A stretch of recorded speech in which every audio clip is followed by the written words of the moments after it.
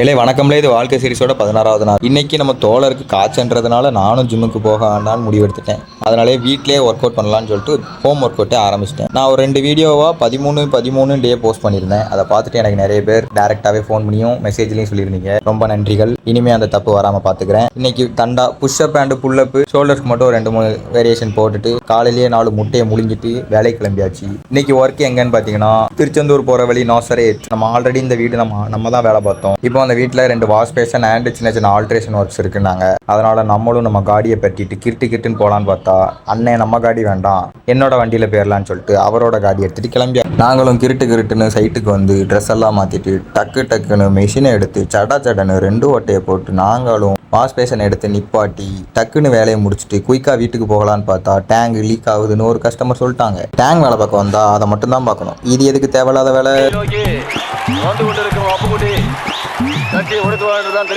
வேலைக்கு போன வேலையை மட்டும் பார்க்கணும். இப்படி தேவையில்லாத வேலை பார்த்தா இப்படிதான் அடிவிடும். பெரிய ப்ரூஸ்லின்னு நினைப்பு.